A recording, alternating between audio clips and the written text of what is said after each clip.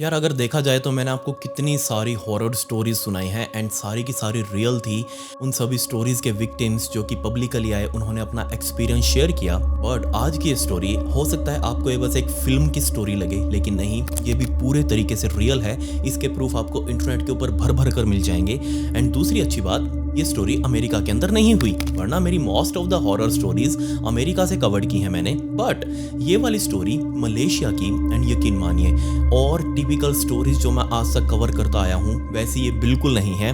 ये वो स्टोरी है जो आप अकेले में बिल्कुल नहीं देख सकते। मैं लिख कर देता हूँ, आपके पैरों तले जमीन खिसक जाएगी जब आप इसको पूरा सुनेंगे तो। एंड दूसरा, इस स्टोरी को देखने के बाद आपको असल में समझ में आएगा कि कुछ चीज महंगी होते हुए भी हमें सस्ती क्यों लगती हैं, वो हमें सस्ते में ऑफर क्यों की जाती हैं और क्यों हमें उन चीजों से दूर रहना चाहिए। बट उससे पहले आप अपने नजदीकी संबंध बना सकते हैं इस लाइक बटन के साथ। गुलू गुलू करके, कुचू पुचू करके, कुछ भी करो, लेकिन ये दब जाना चाहिए। सब्सक्राइब बटन के ऊपर भी क्लिक कर दे, कमेंट्स में पिक में लिख दें। एंड आपके सवाल आज भी मैं पिक करूंगा, सो आप अपने नीचे सवाल लिख दीजिएगा। Let's dive in.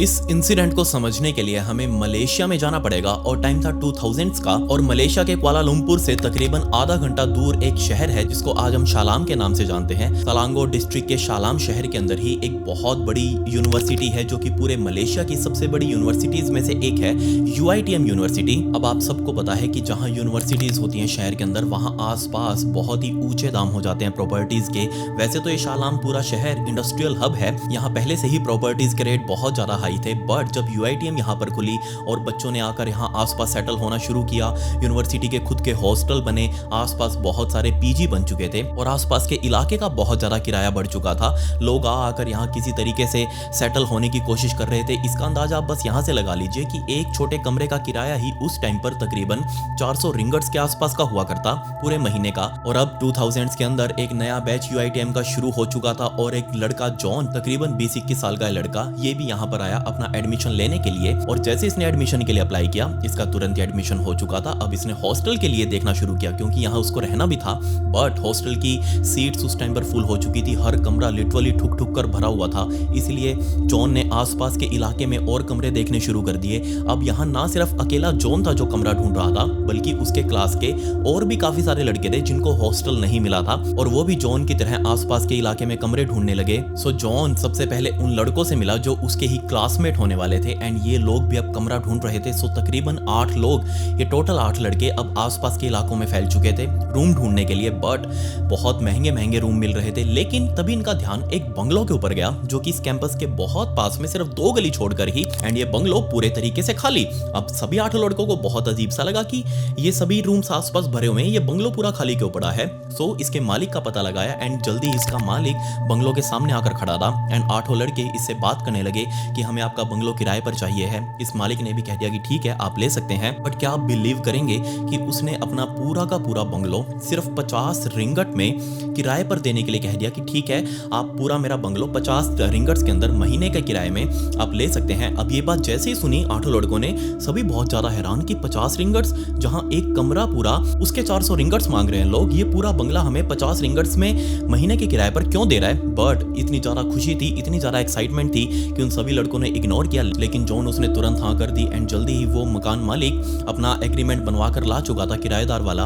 एंड उसके ऊपर साइन करते करते जॉन ने 3 चीजें नोटिस करी, लेकिन उन तीनों ही चीजों को इसने इग्नोर कर दिया। अब ये 3 चीजें क्या थी ये मैं आपको आगे आने वाले टाइम में बताऊंगा अभी। बट तभी इस लैंडलॉर्ड ने एक और खुशी की खबर सुनाई कि तुम्हारा पहला मंथ बिल्कुल फ्री होगा, तुमको सिर्फ 50 रिंगट्स अभी मुझे देने हैं एंड ये तुम्हारी सिक्योरिटी डिपॉजिट होगी। तुम्हारा असली किराया तो अगले महीने से शुरू होगा, वही 50 रिंगट्स वाला, इससे ज्यादा कुछ भी नहीं लेना। सभी लड़के बहुत ज्यादा खुश, आटो के आटो कि यार कमाल हो गया, हमें तो लगभग पूरा महीना फ्री में ही मिल गया ये पूरा का पूरा बंगलो। इसके अलावा मकान मालिक ने कहा कि जल्दी से तुम इसमें शिफ्ट हो जाओ, लेकिन ध्यान रखना ज्यादा कुछ सामान मत लेकर आना क्योंकि जब तुम खाली करोगे तुमको वापस निकालना पड़ेगा, अभी तुम वापस उसमें चढ़ाओगे, बहुत मेहनत वाली बात है। 8 लड़कों को लगा कि हाँ ठीक कह रहा है, मकान मालिक होने के नाते हमारा ही भला सोच रहा है। बट उस टाइम पर जॉन ने नोटिस किया कि इस पूरे बंगलो के जस्ट बराबर में पुकुकारा नाम का एक वहां बहुत बड़ा पेड़ है जिसकी डालियां डालियां सारी की सारी लिटरली इसके बंगलों के ऊपर चढ़ी हुई हैं। बहुत सारी डालियां इसके खिड़की के ऐसे अंदर घुसने को हो रही हैं। अगर हम उसका शीशा खोल दे तो सारी डालियां अंदर आ जाएगी। ये चीज बहुत ही अजीब सी लगी जॉन को। बट जॉन को उस टाइम पर कोई आइडिया नहीं था कि जो पुगोकारा नाम का पेड़ है जो इनके बंगलों के जस्ट बराबर में खड़ा हुआ है एंड इसकी ब्रांचेस सारी की सारी इसके ऊपर चढ़ी हुई हैं बंगलों के ऊपर।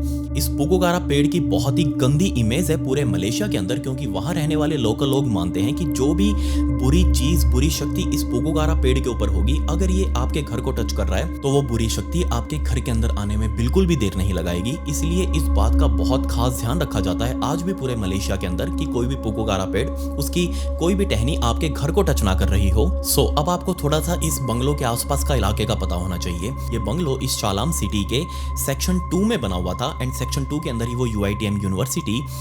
इस सेक्शन 2 के अंदर जब ये यूनिवर्सिटी बनाई गई थी तब किसी ने भी ध्यान नहीं दिया था कि पहले यहाँ पर क्या था, एंड जब ये बंगलो यहाँ पर बना था उससे पहले भी यहाँ क्या था किसी ने कुछ नोटिस नहीं किया। बट पूरे मलेशिया के अंदर एक वर्ड है कैरस नाम का।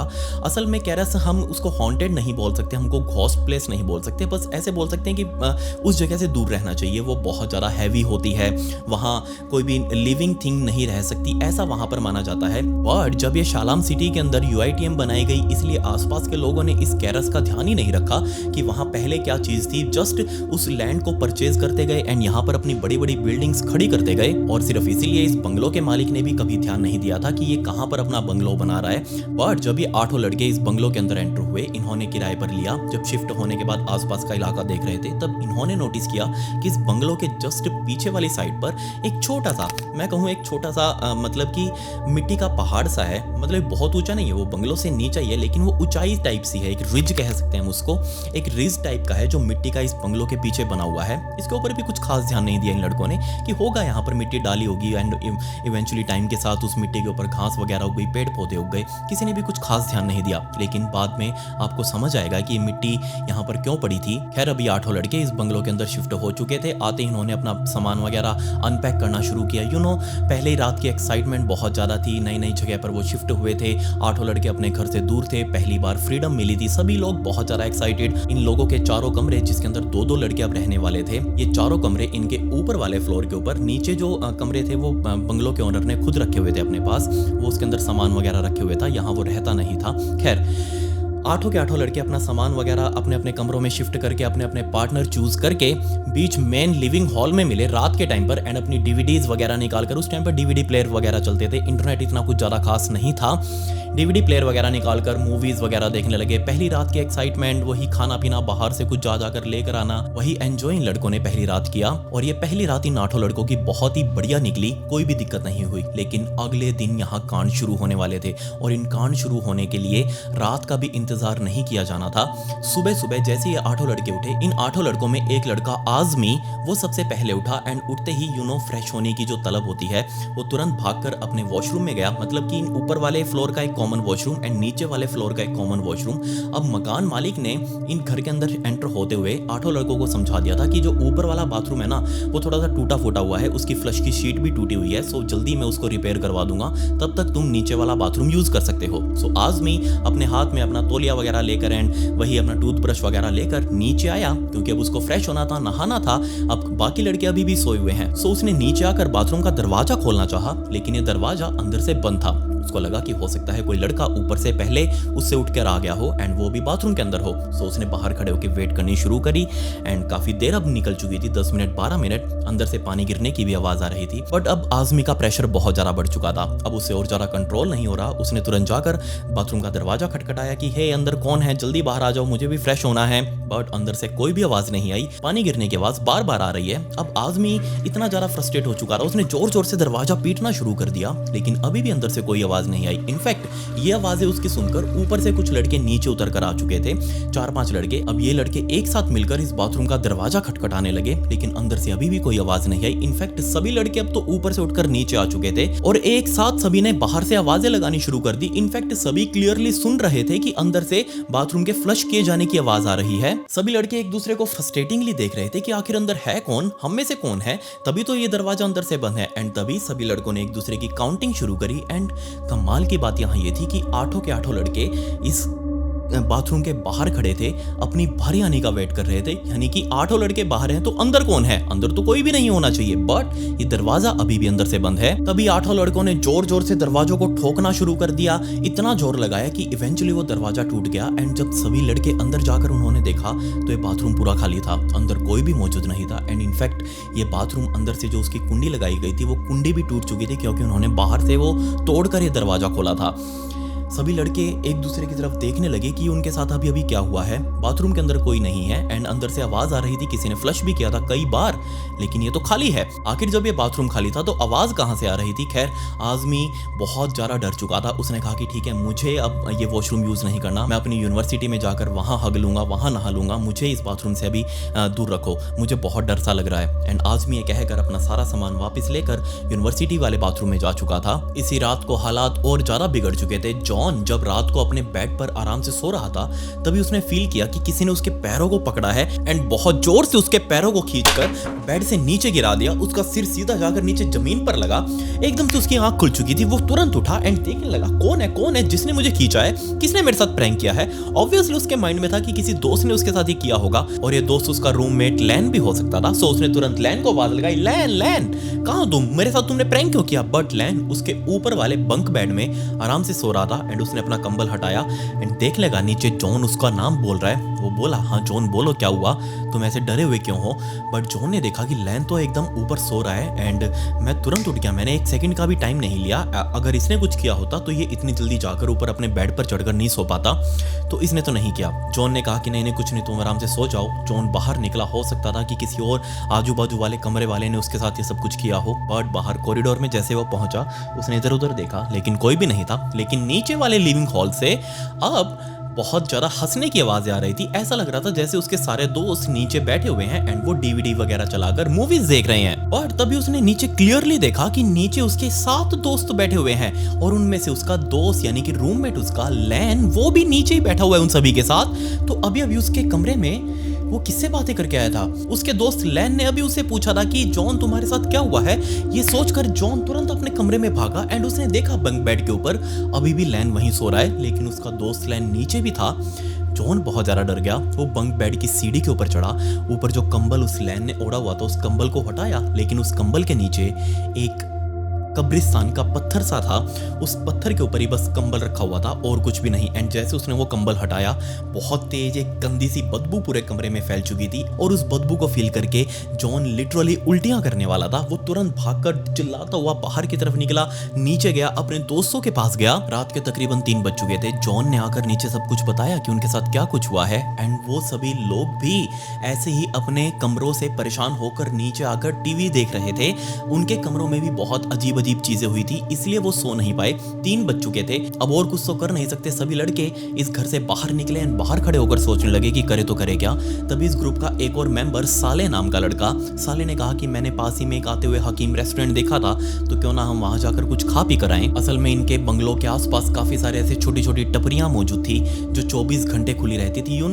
टिपिकल कॉर्पोरेट सेक्टर हो या फिर कोई पीजी वगैरह के पास हो, हॉस्टल के पास ना ऐसी छोटी छोटी टपरियां बन जाती हैं जो 24 घंटे काम करते हैं। उनको पता है कि लड़के रात को आएंगे, कुछ दारू वारू पीने के बाद आते हैं या फिर अपना मजा मस्ती करने के बाद आएंगे, इनको सुट्टा वगैरह फूकना होता है या फिर और कुछ चीज़ मैगी वगैरह खानी हो तो वहाँ आकर वो खाते हैं। सो इसीलिए वहाँ पर भी एक टपरी खुली हुई थी एंड इन सभी को लगा कि 8 लोग वहाँ जाकर बैठ सकते हैं, वहाँ सेफ होगा, उनको कोई भी मना नहीं करेगा। बट वहाँ ये लोग चले तो जाते, बट दिक्कत ये थी कि ये 8 के 8 लोग सिर्फ कच्छे में थे, मतलब कि सिर्फ अंडरवियर इन्होंने पहना हुआ था। ये बाहर ऐसे नंगे तो जा नहीं सकते, इसलिए अब किसी को तो वापस अंदर जाना था, जो सभी लोगों के कपड़े वहाँ से उठाकर लेकर आए और कुछ पैसे लेकर आए, पर्स वगैरह लेकर आए और साथ में बाइक की चाबी भी लेकर आए। बट किसी के अंदर भी जाने की हिम्मत नहीं, लेकिन फिर भी 2 लड़के बॉब और नाइम, इन दोनों ने हिम्मत करी कि हाँ ठीक है हम दोनों जाते हैं, सभी के कमरों से उनके कपड़े उठाकर पर्स वगैरह उठाकर लेकर आते हैं। ये दोनों ऊपर गए एंड बहुत तेजी से भागते हुए आए, क्योंकि इनको अभी अंदर सभी कमरों में अपने दोस्त सोते हुए दिख रहे थे, जबकि इनके असल दोस्त तो बाहर खड़े थे। बट जैसे ये दोनों भागकर बाहर आए, इन्होंने नोटिस किया कि जॉन और उसके साथ में एक और लड़का वॉक नाम का, ये दोनों सामने नीचे वाले फ्लोर पर मौजूद किचन को देख रहे हैं एंड बहुत ज़्यादा डरे हुए हैं। एंड जैसे ही सभी लड़कों ने उस किचन की तरफ देखा तो इन सभी का चेहरा भी जॉन और वॉक के जैसा ही हो चुका था। लिटरली इन 8 के 8 लड़कों ने किचन में उस टाइम पर एक छोटी लड़की को खड़े हुए देखा एंड जब उसके नीचे देखा लड़की के तो उसके पैर नहीं थे एंड जब उसके चेहरे को देखा तो उसके चेहरे का रंग पूरा ब्लैक एंड व्हाइट एंड दूसरा उसके चेहरे पर कोई भी एक्सप्रेशंस नहीं एंड तीसरा वो लड़की अपना हाथ हिलाकर ऐसे एक कंटिन्यूअस स्पेस में उनको टाटा गुड बाय कर रही थी। उनको कुछ समझ नहीं आया कि लड़की उनको क्या कहना चाह रही है, ये एक्चुअल में यहाँ खड़ी भी है या नहीं, या फिर ये क्या बीमारी है। खैर थोड़ी देर बाद ये लोग रेस्टोरेंट से खा पी कर वापिस आ चुके थे। तकरीबन सुबह के 4:30 बज चुके थे एंड अब इन्होंने सोचा कि थोड़ी देर सो लेते हैं, अब तो वैसे भी रोशनी होने वाली है, कुछ नहीं होगा, सभी जाकर सो जाओ। बट वॉक को नींद नहीं आ रही थी। वॉक अपना लैपटॉप खोल कर ऐसे ही उसको सर्फ करने लगा, लेकिन तभी उसका ध्यान अपने बेड के बराबर खिड़की पर गया एंड खिड़की से सीधा वो नीचे जो खाली ग्राउंड था जहां पर वो मिट्टी का एक रिज सा बना हुआ था एंड उसके साइड में वो पपुकारा बहुत बड़ा वो पेड़, ये पेड़ भी यहाँ खड़ा था एंड उस पेड़ के नीचे रखे हुए बेंच पर गया जो कि सरकार ने यहाँ पर बैठने के लिए लगा रखा था एंड उस बेंच के ऊपर एक महिला बैठी हुई थी जिसने ऊपर से लेकर नीचे तक पूरी एक चटक पीले रंग की साड़ी पहनी हुई थी एंड इसको देखकर वॉक बहुत ज्यादा डर गया। वॉक ने अपना लैपटॉप छोड़कर उसकी तरफ देखना शुरू कर दिया एंड इवेंचुअली उस महिला का ध्यान भी पीछे मौजूद उस खिड़की के ऊपर गया एंड जैसे उस महिला ने पीछे घूमकर वॉक को देखा, वॉक को बिलीव नहीं हुआ कि वो क्या देख रहा है, क्योंकि अभी जो उसने चेहरा अपना घुमाया था वो उसकी बैक साइड थी, मतलब कि वो बैठी तो महिला ऐसे फ्रंट करके, लेकिन उसका चेहरा पहले से ही पीछे की तरफ था एंड वो पहले से ही वॉक को देख रही थी, काफी देर से देख रही थी उस खिड़की में, लेकिन सिर्फ उसके बाल आगे की तरफ थे एंड जब उसने अपना सिर घुमाया वापस उसके सिर की बैक साइड अब आ चुकी थी। मतलब ये महिला चारों तरफ से एक जैसी दिख रही थी, जिसको देखकर वॉक इतना ज्यादा डर गया उसने अपना लैपटॉप तुरंत बंद करा, वहां से उठकर सीधा जॉन के कमरे में गया, उसको जगाने लगा। बट जैसे उसने जॉन का दरवाजा खोला, जॉन के कमरे में एक और छोटा सा बच्चा खड़ा था जो कि बहुत ही एगरली इस वॉक के आने की ही वेट कर रहा था, पॉसिबली वेट कर रहा था, क्योंकि जैसे ही वॉक अंदर घुसा ये सीधा जाकर वॉक से टकराया। वॉक इतना ज्यादा डर चुका था कि वापस पीछे की तरफ भागा एंड नीचे गिरते ही उसके पैर की एक हड्डी भी डिसलोकेट हो चुकी थी। शुक्र है वो टूटी नहीं, बस अपनी जगह से हिली थी और उसके लिए तो अब वापस ऊपर चढ़ना भी बहुत ज्यादा मुश्किल होने वाला था, इसलिए उसने जोर जोर से चिल्लाना शुरू कर दिया। उसके सारे दोस्त आकर वापस उसको ऊपर लेकर गए एंड जब सारे लोग आपस में अपना अपना एक्सपीरियंस बता रहे थे तब जॉन ने भी बोलना शुरू किया कि मुझे भी किसी ने नीचे खींचा था पकड़ के और मैं जब चिल्लाता हुआ बाहर गया तुम सबको देखने के लिए तो तुम सब नीचे बैठकर डीवीडीज देख रहे थे, मूवीज देख रहे थे। बट आज़मी ने उसको वहीं रोका और कहा कि नहीं यार, हमने तो उस टाइम पर कोई डीवीडी वगैरह नहीं देखी थी, इनफैक्ट हमने तो उसके कुछ देर बाद नीचे जाकर सब कुछ देखना शुरू किया था, जब तो तुम भी हमारे साथ ही शामिल थे। उस टाइम पर तो हम भी अपने अपने कमरों में थे। बट जॉन ने कहा कि नहीं यार, मैंने नीचे तुम सबको बैठे हुए देखा था एंड इनफैक्ट मेरा जो रूममेट था लैन, मैंने उसको जब ऊपर देखा वो भी ऊपर सो रहा था लेकिन वो नीचे भी था। जब मैंने उसका कंबल हटाकर देखा था तो वहां पर एक कब्र का पत्थर रखा हुआ था उसकी बंक बेड के ऊपर और उसने कंबल ओढ़ा हुआ था। मुझे बहुत ज्यादा डर लगा था एंड मैं नीचे भागते हुए आया था। अब ये सारी बातें चली रही थी कि तभी इन लोगों ने नोटिस किया कि ये लोग यहाँ पर 6 बैठे हुए हैं, बाकी 2 साले और नाइम वो इनके बीच में नहीं थे। वो दोनों कहाँ गए? जिसके बाद बॉब, इनमें से ही एक लड़का, वो अपने कमरे में गया अपना फोन उठाने के लिए ताकि वो इन दोनों को, साले और नाइम को फोन करके पूछ सके कि वो कहाँ गए। लेकिन जैसे उसने साले को फोन किया, इन सभी के बीच में बैठकर साले ने फोन नहीं उठाया। नाइम को फोन किया, नाइम ने भी फोन नहीं उठाया। दोनों की तरफ से कोई आंसर नहीं था। बट वॉक ने उससे फोन खींचा एंड साले और नाइम के दोनों नंबर्स बार बार डायल करने लगा, लेकिन उसके हाथ से भी फोन कनेक्ट नहीं हो रहा था। बट दोबारा से जब बॉब ने उसे फोन लेकर कनेक्ट करने की कोशिश करी और अब की बार उसने फोन स्पीकर पर रखा एंड टेबल के बिल्कुल बीच में, अब की बार फोन कनेक्ट हुआ और अब की बार फोन पिक भी हुआ एंड ये फोन साले या नाइम में से किसी ने नहीं उठाया था, बल्कि ये फोन उठाया था एक महिला ने। लेकिन वो महिला कोई आवाज या बात नहीं कर रही थी, बल्कि वो बहुत ही पैनी आवाज के अंदर बस हंसे जा रही थी और इस फोन के स्पीकर से इन 6 लड़कों के सामने वो हंसने की आवाज, जोर जोर से हंसने की आवाज वो इनके कानों को चुभ रही थी। वो ऐसा नहीं था कि वो महिला फोन के अंदर कुछ दुख में हंस रही हो या फिर उसको कुछ रोना आ रहा हो, नहीं, बिल्कुल ऐसा लग रहा था जैसे वो इस कॉल के ऊपर कुछ चीज है जो एंजॉय कर रही है एंड उसके एंजॉय में वो बहुत जोर जोर से हाई पिच वॉइस के अंदर हंसे जा रही है। ये आवाज ऐसे ही चलती रही एंड ये 6 के 6 लड़के इसको बस सुनते रहे, कोई कुछ नहीं बोला। एंड तभी इनको आजान की आवाज सुनाई दी, क्योंकि सुबह सुबह फज्र की नमाज शायद उसको कहा जाता है, फज्र की नमाज का टाइम हो चुका था अब तक। एंड तभी इनको एहसास हुआ कि सुबह हो चुकी है, अब तो हमें भी तैयार होना पड़ेगा एंड अपने अपने कॉलेज जाना है। लेकिन जाए तो जाए कैसे, पूरी रात ये ठीक ढंग से सो नहीं पाए हैं। इनके 2 दोस्त गायब हैं, एक के कुछ पैर के अंदर दिक्कत आई हुई है, वो ठीक ढंग से नहीं चल सकता। लेकिन फिर भी इन्होंने सबने मिलकर अपनी जो अजान थी, अपनी नमाज अदा करी एंड 7:30 के आसपास का टाइम हो चुका था। 7:30 बजे ये लोग वापस अब तैयार होना शुरू हुए एंड जैसे ये लोग एक दूसरे को संभाल कर तैयार कर रहे थे कि हाँ एक ही रूम में रहकर सारे तैयार हो जाएंगे, कोई भी एक दूसरे से दूर नहीं जाएगा, साले और नाइम का अभी तक कोई पता नहीं है, बट अभी बहुत ही मुश्किल हो रही थी। बट अभी ये लोग सब कुछ ये काम कर ही रहे थे कि तभी दोबारा से बॉब का फ़ोन बजा। अब ये जो फ़ोन बज रहा था पिछली रात वाला, वो जो थोड़ी देर पहले इनके साथ इंसिडेंट हुआ था, वो महिला की आवाज़ वाला हंसने वाला, उसके डर से किसी ने भी बॉब का फ़ोन नहीं उठाया। लेकिन वो फ़ोन बस से अब कट गया। दोबारा से उसके अंदर कॉल आई। अब की बार किसी के अंदर हिम्मत नहीं थी जाकर वो फ़ोन उठाए, लेकिन लैन ने फाइनली वो फ़ोन उठाया एंड उसका रिसीविंग बटन दबाकर बात करने लगा एंड दोबारा से उसने फ़ोन स्पीकर पर रख दिया। अब ये फ़ोन किसी और का नहीं बल्कि नाइम की तरफ से आया था, नाइम की नंबर से, बट उसमें नाइम नहीं बोल रहा था बल्कि इसी शहर शालाम के अंदर मौजूद क्लांग हॉस्पिटल, उस हॉस्पिटल से फ़ोन आया था। और हॉस्पिटल वालों ने बताया कि अभी थोड़ी देर पहले आपके नंबर से इस नंबर पर फ़ोन आया था एंड क्योंकि जिसका भी ये फ़ोन है, आप पहले तो उसके बारे में हमें बताइए। लैन ने तुरंत बताया कि मेरे दोस्त नाइम का फ़ोन है, वो कहाँ पर है। तब हॉस्पिटल वालों ने बताया कि नाइम का एक्सीडेंट हुआ है एंड वो अभी इमरजेंसी वार्ड के अंदर भर्ती है, आप प्लीज़ जल्दी से आ जाइए। पूरी डिटेल ली उन लोगों ने एंड जल्दी जॉन और सैम अपनी बाइक पर बैठकर सीधा क्लांग हॉस्पिटल पहुंचे। जॉन ने जाकर रिसेप्शन पर पूछा कि उसका दोस्त नाइम कहाँ पर है। जल्दी उनको बताया गया कि इमरजेंसी वार्ड में भागो, फटाफट से आपको कुछ फॉर्म्स वगैरह फिल करने हैं। जॉन और सैम दोनों भागकर इमरजेंसी वार्ड पर गए एंड वहां देखा उन्होंने कि नाइम एक बेड पर लेटा हुआ है एंड जो उसने चद्दर ओढ़ी हुई है वो चद्दर पूरी खून से लाल हो चुकी है।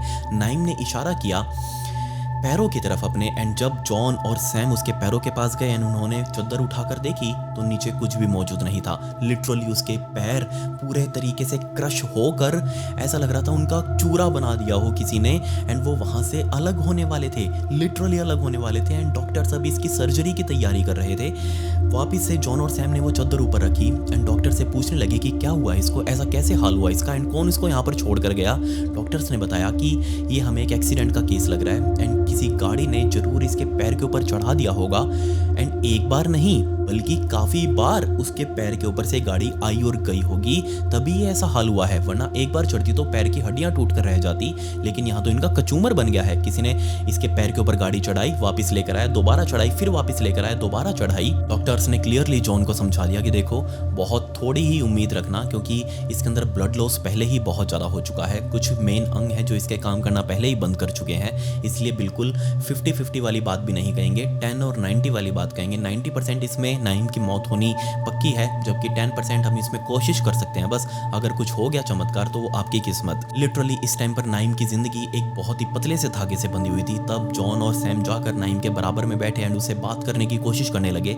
नाइम एकदम स्माइल कर रहा था, खुश था, वो बातें कर रहा था जॉन और सैम से। बट जॉन और सैम को कुछ भी समझ नहीं आया कि ये बोलना क्या चाह रहा है, क्योंकि वो जो भी कुछ बोल रहा था उसके एंड में बस वो सॉरी मांग रहा था, वो किसी चीज के लिए माफी मांग रहा था जॉन और सैम से एंड बीच में माफी मांगते मांगते वो रुक जाता। काफी बार उसने पलट पलट कर अलग अलग तरीके से माफी मांगी, जो भी कुछ उसने किया उस चीज के लिए माफी मांगी एंड इसके अलावा वो कुछ और भी साथ में बोलने की कोशिश कर रहा था जो जॉन को क्लियरली समझ नहीं आ रहा। एंड इसके बाद धीरे धीरे धीरे धीरे उसकी आवाज और कम होती गई, उसकी आंख आधी से ज्यादा बंद हो चुकी थी एंड अब उसके होठ भी आधे खुले थे आधे बंद थे, जिसका मतलब साफ था कि नाइम इस दुनिया से जा चुका है। एंड दोबारा से जॉन ने उसकी दोनों आंखों के ऊपर हाथ रखा एंड उसकी आंखें बंद की एंड वहां से उठकर सीधा डॉक्टर्स के पास गया। डॉक्टर्स ने घोषित कर दिया कि नाइम अब मर चुका है। जॉन और सैम ने मिलकर उसके माता पिता को फ़ोन किया। जल्दी उसके माता पिता भी अपने घर से निकल चुके थे डॉक्टर्स के पास यहाँ हॉस्पिटल में आने के लिए, अपने बेटे नाइम को संभालने के लिए। जब उसकी फैमिली यहाँ पर आई तब जॉन और सैम दोनों वापस अपनी बाइक पर बैठे एंड अपने हॉस्टल में जाने के लिए, क्योंकि अब शाम होने वाली थी। पूरा दिन उनको यहाँ हॉस्पिटल में लग गया। जाते जाते जॉन बहुत ज़्यादा परेशान लग रहा था। पीछे बैठा हुआ सैम उसको बार बार बोल रहा है कि क्या हुआ, तुम बहुत परेशान से लग रहे हो। तब जॉन ने बताया कि यार जब नाइम मरने वाला था ना, वो बार बार किसी चीज़ के लिए माफ़ी मांग रहा था एंड साथ में वो बार बार बोल रहा था कि ये जो भी कुछ हो रहा है ना, इस सारे चीज़ों का सीक्रेट साले को पता है। तुम जाकर साले को ढूंढो, उससे सब कुछ पता चल जाएगा तुम्हें कि उसके साथ क्या हुआ, मेरे साथ क्या हुआ एंड हम सब के साथ क्या हो रहा है। ये उसको हमारा सीक्रेट पता है। बट वो क्लियरली कुछ भी समझा नहीं पा रहा कि एक्चुअल में वो सीक्रेट था क्या। एंड इससे पहले कि वो कुछ बता भी पाता वो मर चुका था। एंड ये बात अब जॉन को खाई जा रही थी कि आखिर ऐसा कौन सा सीक्रेट है, क्या चीज थी वो जो इतनी माफिया मांग रहा था मरने से पहले ये नाइम। जॉन ने तुरंत फोन करके घर पर सभी को साले को ढूंढने के लिए कहा, लेकिन सभी पहले से ही साले को ढूंढ रहे थे, साले कहीं पर नहीं मिल रहा। इनफैक्ट जॉन अब जब अपनी बाइक लेकर घर पर पहुंचा तो सभी लोग ऐसे मुंह बनाकर बैठे हुए थे कि आखिर करे तो करे क्या, ये हुआ क्या नाइम के साथ। एकदम से उसका एक्सीडेंट हो गया और हमें पता भी नहीं चला। एंड दूसरा साले आखिर है कहां पर। सभी ने एक एक कमरा अच्छे से छान कर देख लिया, साले उनको कहीं नहीं दिखा। जबकि इसी ग्रुप में मौजूद ये बॉब, इसने कहा कि हमें उस्ताद को बुलाना चाहिए। अब जैसे यहाँ अपने तांत्रिक वर्ग वगैरह को कहते हैं ना, बाबा वगैरह, वहां पर उसको उस्ताद कहते हैं, तो उस्ताद को बुलाना चाहिए, वो इन तरीके की चीजों को अच्छे से हैंडल कर सकता है। बट तभी इस ग्रुप के बीच में डिसीजन लिया गया कि हमें इस घर को छोड़ देना चाहिए, जितने जल्दी पॉसिबल हो सके इस घर को छोड़ो, यहाँ से कहीं और पकड़ो। और तभी उनको सेक्शन 7 के अंदर एक अलग कमरा खाली किराए पर मिल गया। एंड जल्दबाजी में इन्होंने कहा कि ठीक है, हमें एक कमरे के अंदर ही हम गुजारा कर लेंगे, लेकिन यहाँ नहीं रहना। सभी लोग अपने अपने कमरे में जाकर अपनी अपनी पैकिंग कर रहे थे, एक भी सामान वो लोग यहाँ से नहीं छोड़ना चाहते थे। एंड तभी पैकिंग करते करते बॉब को अपनी खिड़की से पीछे वाला वो रिज सा दिखाई दिया, वो मिट्टी वाला पहाड़ सा दिखाई दिया। एंड उसके ऊपर साले बैठा हुआ था। वो भागकर तुरंत बाहर आया एंड सभी लोगों को इकट्ठा किया कि साले बाहर है, बाहर है, बाहर है। बट सभी कह रहे थे कि मैं 5-6 बार जाकर उस रिज के ऊपर देख कर आ चुका हूं, लेकिन साले मुझे कहीं भी नहीं दिखा। बट बॉब ने कहा कि मैंने अभी देखा, वो उसके ऊपर बैठा है एकदम चुपचाप। सभी लोग बाहर निकलकर उस रिज के पास गए एंड इवेंचुअली उनको सच में वहां पर साले बैठा हुआ दिखाई दिया, बिल्कुल चुप, किसी से कोई बात नहीं कर रहा, उसके फेस के ऊपर कोई रिएक्शन नहीं। एंड जब ये सारे लोग साले के पास पहुंचने वाले थे तभी इस घर का मालिक वो भी यहाँ पर आ चुका था, क्योंकि उसको पता लग गया था कि ये लोग अब खाली करने वाले हैं। सो जैसे ही ये मालिक भी उस रिज के पास आया एंड इन सभी लड़कों के ग्रुप को देखा एंड जॉन ने उस मालिक को देखा एंड लिटरली जॉन अंदर से गुस्से से भरा हुआ था, क्योंकि अब उसको चीजें समझ में आ रही थी कि ये घर उनको इतना सस्ता सिर्फ 50 रिंगट पर महीने के भाड़े पर कैसे मिल गया। क्यों इस मालिक ने इनको शिफ्ट होने से पहले कहा था कि अपना थोड़ा सा ही सामान यहाँ पर लेकर आना, तुमको खाली करने में ईजी रहेगा। खैर सभी लोगों ने साले को जाकर उठाया, वो अभी भी कुछ नहीं बोल रहा, उसका भी सामान उठाया एंड ये सभी लोग उस मालिक को टाटा गुड बाय करके यहाँ से निकल चुके थे, सेक्शन 7 में शिफ्ट हो चुके थे। जॉन, उसको बहुत तेज बुखार हो चुका था, 3 दिनों तक उसको ही बुखार रहा, बट धीरे धीरे चीजें रिकवर होने लगी। लेकिन साले के साथ नहीं, साले अभी भी पूरे तरीके से बेड रिडन था। वो बार बार बोल रहा था कि उसके शरीर में बहुत भयंकर दर्द हो रहा है, पैर तो ऐसे टूटने को हो रहे हैं जैसे उसके शरीर में है ही नहीं। एंड फाइनली अब जॉन ने अपनी बहुत हिम्मत जुटाकर, इस इंसिडेंट को तकरीबन 10-12 दिन अब बीत चुके थे, साले अभी भी बेड पर था। एंड फाइनली उसने बहुत हिम्मत जुटाकर साले से बात करनी चाहिए कि साले मुझे बताओ क्या हुआ था, क्योंकि नाइम ने मरने से पहले मुझे कहा था कि एक सीक्रेट है जो सिर्फ साले ही बता सकता है तुमको। एंड तब साले ने बोलना शुरू किया। साले ने कहा कि जब हम लोग यहाँ शिफ्ट हुए थे ना, बिल्कुल पहले दिन जब हमने यहाँ सिर्फ सामान रखा ही था, हमने अभी अनपैक भी नहीं किया था, वो बाथरूम वाला इंसिडेंट भी अभी तक नहीं हुआ था, उसी शाम शिफ्ट होने वाले दिन ही हम दोनों, मैं और नाइम, अपने घर के पीछे उसी मिट्टी वाले पहाड़ के ऊपर घूम रहे थे, टहल रहे थे। लेकिन नाइम को बहुत अजीब सा लगा कि ये पहाड़ यहाँ पर क्यों है, क्योंकि आसपास के इलाके में कुछ भी नहीं है, बिल्कुल सफाचट प्लेन मैदान है, लेकिन यहाँ ये पहाड़ क्यों है, इसको देखना चाहिए हमें, क्या पता इसके नीचे कोई खजाना मिल जाए। तब नाइम अंदर जाकर एक बड़ी सारी कुल्हाड़ी जो इन्होंने घर के अंदर पड़ी हुई देखी थी, उस कुल्हाड़ी को उठाकर लेकर आया एंड उसने कुल्हाड़ी लाकर सीधा साले को दी। एंड साले ने इवेंचुअली उस कुल्हाड़ी से धीरे धीरे मिट्टी को खरोचना शुरू कर दिया ताकि वो नीचे देख सके कि क्या बीमारी है, कुछ चीज तो नहीं छिपी हुई। जबकि दूसरी साइड नाइम सामने से खड़ा हुआ, वो पैरों से बार बार मिट्टी को खरोच रहा था जितना हो सके, क्योंकि औजार तो एक ही था, एक ही बंदा उससे काम ले सकता था। दूसरी साइड नाइम अपने पैरों से उस मिट्टी को उखाड़ने लगा। एंड इसके बाद जब साले ने ये चीज देखी कि कैसे नाइम के पैर वो कुचले जा चुके हैं, पूरे तरीके से खत्म किए जा चुके हैं, इसके बाद सारी चीजें उसके माइंड में सेंस बनने लगी कि जरूर इस मिट्टी के रिज के ऊपर ही कुछ बीमारी है, क्योंकि नाइम ने पैरों से अपने इस मिट्टी को खुरचा था, इसको खरोचना चाहता, इसको उखाड़ना चाहता, तभी उसके एक्सीडेंट में पैर खत्म हुए। तब उसने बताना शुरू किया एक्सीडेंट वाली बात कि जब तुम लोग उस रेस्टोरेंट से वापस आकर घर के अंदर घुस गए थे, हम भी घर के अंदर आए थे, लेकिन इवेंचुअली हमारा मन नहीं लग रहा था क्योंकि सब लोग डिस्टर्ब लग रहे थे, हमें बहुत ज़्यादा घबराहट सी हो रही थी, इसलिए मैं और साले दोनों बाहर आ चुके थे मेन रोड पर ऐसे ही टहलने के लिए। और कमाल की बात यहाँ ये थी कि हम दोनों ने बातें करना शुरू कर दिया उसी इंसिडेंट के बारे में, वो जो मिट्टी हमने खरोची थी उससे रिलेटेड हम बातें कर रहे थे और तभी एक बहुत स्पीड में गाड़ी आई एंड सिर्फ उसने मुझे हिट नहीं किया। मैं रोड के साइड में चल रहा था एंड मेरे बराबर में नाइम चल रहा था। उसने सिर्फ और सिर्फ नाइम को अपने बोनेट के ऊपर बैठाया एंड आगे जाकर पटक दिया। पटकने के बाद नाइम ने जब खुद को संभाला होगा उसी टाइम पर ये गाड़ी बहुत स्पीड से नाइम के पैरों के ऊपर चढ़ी एंड ये दूसरी साइड में गिरा हुआ साले ये सब कुछ होते हुए देख रहा था। इसके बाद साले पूरे तरीके से बेहोश हो चुका था एंड उसको नहीं पता कि वो कैसे खुद हॉस्पिटल में गया, कैसे उसका इलाज हुआ और वो कैसे खुद उठकर उस माउंट पर उस रिज के ऊपर आकर बैठा मिला। उसको असल में होश उसी रिज के ऊपर आया था, उसी मिट्टी के पहाड़ पर बैठे हुए। उसको नहीं पता कि वो कैसे कहां तक पहुंचा। अब यहाँ मेरे माइंड में भी और आपके माइंड में भी दो सवाल जरूर आ रहे होंगे। पहला ये कि उस गाड़ी ने सिर्फ नाइम को हिट क्यों किया, साले भी तो उसके साथ चल रहा था एंड इतना परफेक्ट कोई ड्राइवर कैसे हो सकता है कि वो अगर एक बंदे को उड़ा रहा है तो दूसरे बंदे को खरोच भी ना आए। यहाँ साले को 1% भी उस गाड़ी ने हिट नहीं किया जबकि नाइम की उस एक्सीडेंट में मौत हो चुकी थी। एंड दूसरा बड़ा सवाल, अगर इस घर के अंदर कुछ पैरानॉर्मल था तो उसका पूरा भार नाइम ने अपने ऊपर क्यों लिया।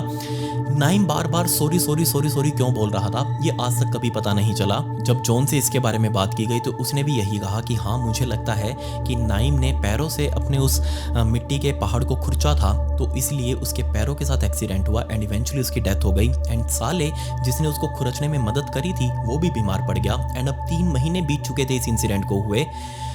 3 महीने बाद भी साले रिकवर नहीं हुआ। उसके माता पिता ने अलग अलग डॉक्टर्स को उसको दिखाना शुरू किया लेकिन उसका हर टेस्ट नॉर्मल आता, कुछ भी बीमारी पकड़ में नहीं आ रही थी।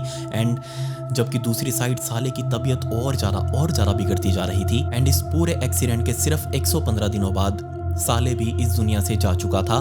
बहुत सारे सवाल अपने पीछे छोड़ गया। बिल्कुल एक हट्टा कट्टा लड़का, कैसे उसके एक शरीर के ऊपर खरोच भी नहीं थी लेकिन उसकी तबीयत इस तरीके से बिगड़ती गई कि उसको अपनी जान देनी पड़ी। जबकि बाकी 6 लड़के उन्होंने रूम शिफ्ट कर लिया था अपना, उन्होंने अपनी डिग्रीज भी पूरी करी लेकिन वो इंसिडेंट उनके माइंड से कभी गया नहीं। बॉब जो कि नाइम का रूममेट था उसको तो और ज़्यादा धक्का लगा था क्योंकि समझ में नहीं आ रहा था कि आखिर उसके साथ हुआ क्या है। इतने अच्छे पल इन सब ने बिताए थे। जबकि साले की जब वो फ्यूनरल में गए थे, उसके अंतिम संस्कार में गए थे, तब सबसे ज़्यादा हार्डेस्ट पल था इन सभी लोगों के लिए। जब ये इंसिडेंट पूरे मलेशिया के अंदर रिपोर्ट किया गया तो किसी ने भी इसके ऊपर विश्वास नहीं किया। इसलिए 6 के 6 लोग सामने आ रहे थे। अखबार वालों को स्पेशली इन्होंने इंटरव्यूज़ दिए, उनकी स्टोरीज़ के बारे में, अपने साथ हुए इंसिडेंट्स के बारे में उन्होंने बताया। तब जाकर सभी ने इस बंगलों के बारे में भी पढ़ा, इस बंगलों के अंदर जाकर इंस्पेक्शन भी करी एंड जो भी अंदर जाता कुछ ना कुछ बुरा जरूर फील कर रहा था। बट आखिर ये सब कुछ था क्या? सबसे पहला तो वो इंसिडेंट, बाथरूम लॉक हो जाना अपने आप, आखिर ये पॉसिबल भी कैसे था? अंदर से लॉक था एंड उसको कोई फ्लश भी कर रहा था। एंड फिर वो बहुत सारे इंसिडेंट्स, हॉलवे के अंदर कुछ दिखना, उनको बच्चों की फिगर्स दिखना, मेनली इनको बच्चों की या फिर एक लेडी की फिगर दिखी थी।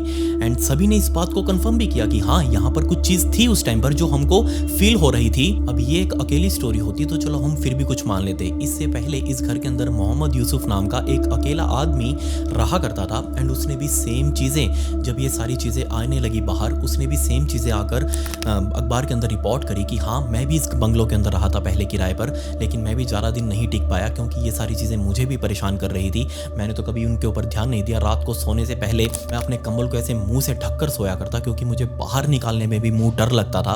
अलग अलग चीज़ें मुझे वहाँ फील होती, फिगर्स दिखती, आवाज़ें आती। इनफैक्ट 6 बजे के बाद तो मैं अपने घर से बाहर तक नहीं निकलता क्योंकि वो चीज़ सच में बहुत ज़्यादा अजीब थी। जब ये सारा टॉपिक इतना ज़्यादा वायरल हुआ पूरे मलेशिया के अंदर, इसलिए इस पूरे इलाके की एक सर्च अभियान चलाया गया कि आखिर इस इलाके को रेजिडेंशियल इलाका बनाने से पहले यहाँ क्या था।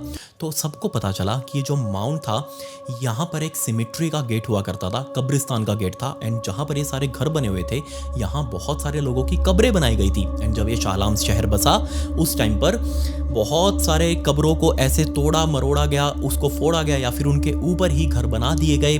किसी ने भी पैसा कमाने की हड़बड़ाहट में ध्यान नहीं दिया कि वो किस चीज़ों के साथ खेल रहे हैं, यहाँ कुछ और भी हो सकता है उनके अलावा। जिसके बाद इस बंगलों के मालिक ने काफ़ी सालों तक वेट किया कि कोई आकर किराएदारी इस बंगलों में रहेगा, लेकिन सभी को इसका इतिहास पता था इसलिए कोई भी इसके पास भटकने से भी डर रहा था, कोई भी इसको लेने के लिए नहीं आया। इसीलिए फाइनली 2016 में इसके मालिक ने इतने सालों तक वेट की इसको किराए पर चढ़ाने की, 50 रिंगट्स में भी किसी ने इसको लेने के लिए हाँ नहीं करी। फाइनली 2015 के एंड में इस बंगलों को वहां पर गिरा दिया गया एंड इसका मलबा वहां से उठाकर ले जाया जा चुका था।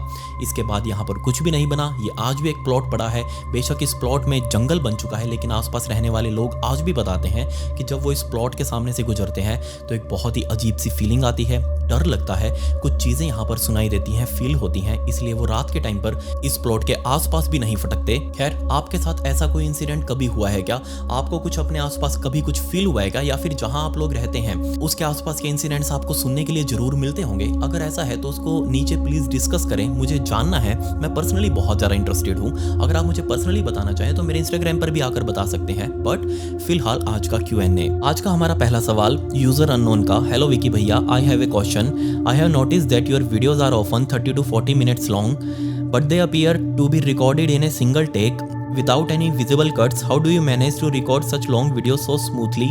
Is there some editing technique that makes the transition invisible? Like I hardly seen any transition. Hats off to you. मुझे आपका नाम नहीं पता but thank you so much user unknown.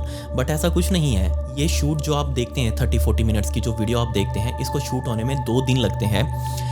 15 minute का शूट कर लिया, आधा घंटे का शूट कर लिया एंड फाइनली 2 दिन बाद जाकर ये शूट कंप्लीट होता है। ये शूट होते ही मैं शर्ट को ऐसे ही निकाल दूंगा एंड अगले दिन आकर वापस इसको पहनूंगा ताकि आपको ऐसा लगे कि ये सब कुछ एक ही बार में शूट हुआ है। बट ऐसा नहीं है, इसके अंदर बहुत सारे रीटेक्स होते हैं, बहुत सारे कट्स होते हैं एंड 2 दिन मिनिमम लगते हैं इसको शूट होने में। आज का हमारा दूसरा सवाल है अनुषा क्रिएशन का। हेलो सर, मैं पाकिस्तान से हूँ और आपकी वीडियोस काफ़ी टाइम से देखती आ रही हूँ। आपकी स्टोरी टेलिंग मुझे बहुत अच्छी लगती है। एकदम ऐसा लगता है कि बड़ा भाई सामने बैठकर बात कर रहा हो। Thank you so much. तो मेरा क्वेश्चन ये है कि अगर कोई अपडेट बेसिकली इंस्टाग्राम स्टोरी जैसे केस से रिलेटेड मिस हो गया हो तो हम कहाँ से उन्हें देख सकते हैं? बहुत ईजी है, आप मेरे इंस्टाग्राम पर आकर मुझसे पर्सनली ले सकते हैं या फिर ब्रॉडकास्ट में ऊपर चैट्स में जाकर आपको सारी वो वीडियोस फुटेज मिल जाएंगी जो मैंने वहाँ अपलोड करी हैं।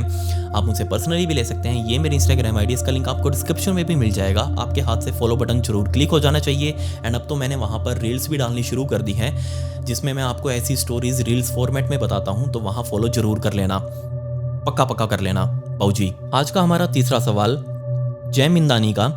हेलो विकी भैया, क्या आप इन सब केसेस की एक्सप्लेनेशन एनिमेशन के रूप में बना सकते हो या फिर AI जनरेटेड क्लिप्स भी डाल सकते हो? इन सब से वीडियो में एंगेजमेंट बढ़ेगा? बिल्कुल नहीं बढ़ेगा, आप लोग बोर हो जाओगे। AI से एक टाइम के लिए ठीक है, 10-20 सेकंड के लिए आपने देख लिया, ठीक है, आपको अच्छा लगा। बट अगर आपके सामने 30-40 मिनट में AI चला दूं, आप लोग बोर हो जाओगे एंड वो मैं कभी भी नहीं करने वाला।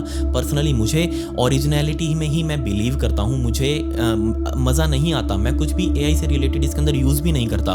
जो भी कुछ है सारा कुछ मेरा रियल है एंड जो है आपके सामने है। बेशक मेरे केस से रिलेटेड फोटोज़ या फिर फुटेज बहुत कम होती हैं, इसलिए मैं आप सबके सामने वो चीज़ फील करवाने की कोशिश करता हूँ जो वहाँ पर हुआ था, ताकि आप इमेजिन कर पाएँ, माइंड में ही आपके वो इमेज बन जाए, आपको कुछ देखने की या फिर वीडियो की जरूरत ही ना पड़े, आप सब कुछ खुद ही समझ जाएं। आज का हमारा चौथा सवाल रजत खन्ना का। Hello Vicky ji, my question is for you today. Will you ever plan a fan meetup or maybe narrate a story in person to your fans in destination? ये यार सच में मेरा एक बहुत बड़ा सपना सा रहा है। देखो, मैं कभी किसी से मिला नहीं है एंड मुझे सच में पता भी नहीं है क्या एक्सपीरियंस होता है वो मीटअप के बारे में मुझे नहीं पता। बट हाँ, मैं लाइव स्टोरी आप सभी को बहुत सारी सुनाना चाहता हूँ। ऐसी कुछ स्टोरीज हैं जो मैं यहाँ नहीं सुना सकता, वो बहुत ज़्यादा अनबिलीवेबल या फिर ब्रूटल हैं एंड स्पेशली मैं सिर्फ मैच्योर ऑडियंस को ही अपने सामने बैठाना चाहूँगा ताकि मैं उन सब के सामने वो चीज़ एक्सप्लेन कर पाऊँ जो मैं बहुत टाइम से अपने दिल के अंदर दबा कर बैठा हुआ हूँ। वो मैं कहीं भी पब्लिश तो नहीं कर सकता, लेकिन 1-to-1 जब आप सामने हो तब तो क्या ही रिस्ट्रिक्शंस होगी, क्या ही कम्युनिटी गाइडलाइंस की मेरे ऊपर कुछ दिक्कत आएगी, तब तो मैं आपको 1-to-1 वो सुना सकता हूँ ना। सो अगर भगवान ने चाहा या फिर आप सभी लोगों ने चाहा तो जरूर कभी ना कभी दिल्ली या गुड़गांव मेनली इन दोनों में से किसी एक शहर में एक जरूर ऐसा लाइव शो सा रखेंगे जो जिसमें आप सभी लोग आ सकते हैं एंड उसमें मैं भी होऊंगा एंड ऑब्वियसली उसमें मैं आप सभी को कुछ स्टोरी सुनाना चाहूँगा जो बहुत बहुत ज़्यादा अनबिलीवेबल है, ब्रूटल है।